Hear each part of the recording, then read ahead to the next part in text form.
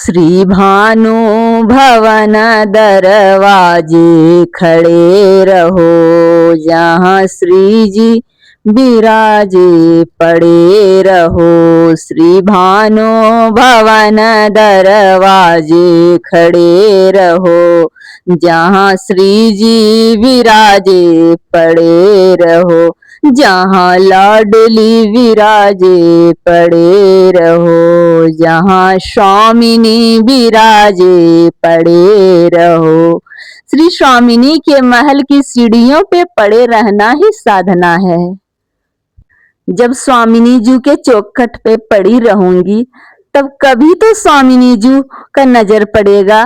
जब स्वामिनी जी श्री महलन से बाहर निकलेगी तो कभी अपनी करुणा भरी नजर से मेरी ओर निहार लेगी और कहेगी, ये कौन मेरे द्वार पड़ा है। पर स्वामिनी जी के दर पे पढ़ूं तो पढ़ूं कैसे। ये तो अपनी साधना के बल से सामर्थ्य नहीं है कि स्वामिनी जी के दरबार में जाके पढ़ जाना।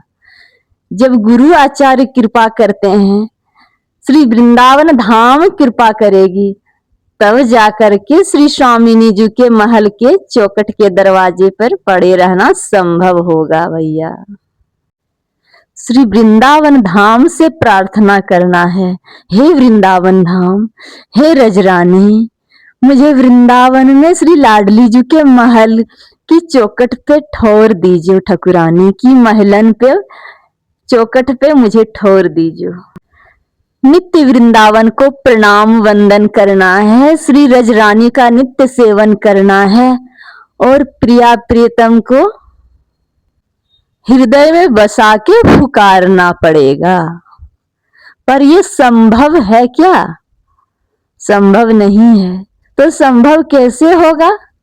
जब गुरु कृपा करेंगे, जब आचार्य कृपा करेंगे।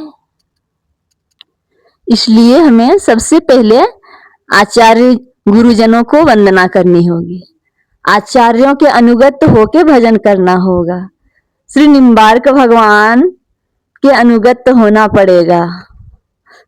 अपने अपने संप्रदाय के आचार्यों का अनुगत होके समर्पण भाव से जब हम आचार्यों का अनुगत हो जाएंगे, आचार्यों के चरणों में अपना सर्वस्व समर्पण करके भजन करेंगे, तो आचार्य कृपा करके आचार्य गण अपने कृपा के बल पर श्री वृंदावन वास करवाएंगे, श्री सखी रूप प्रदान करवाएंगे।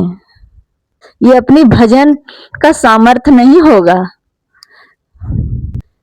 ये जब सखी सहचरियां कृपा करेगी तब जाके श्री महलन में प्रवेश मिलेगा।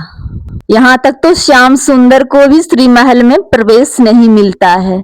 श्याम सुंदर भी सखी सहचरियों के आगे हाथ जोड़ कर विनती करते हैं कि मुझे लाडली जी का दर्शन करवा दीजिए,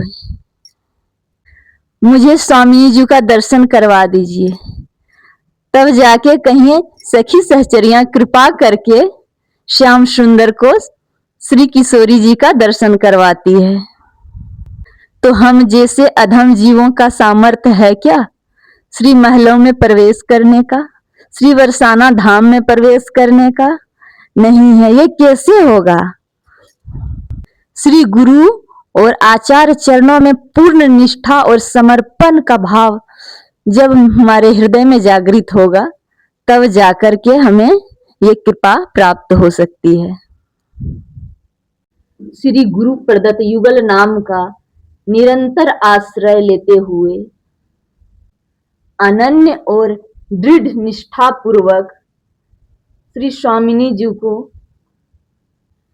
शरणागत होकर प्रार्थना करेंगे, तो स्वामिनी जी कृपा करेगी और हमें जिस लायक समझेगी वो भाव हमें प्रदान करेगी।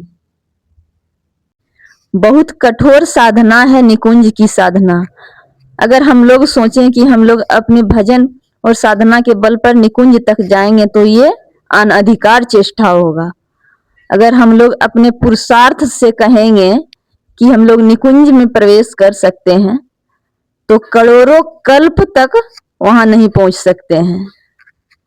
यह संभव है तो गुरु आचार्य के शरणागत होकर, आचार्यों की कृपा के बल से ही हम लोग इस साधना को प्राप्त कर सकते हैं।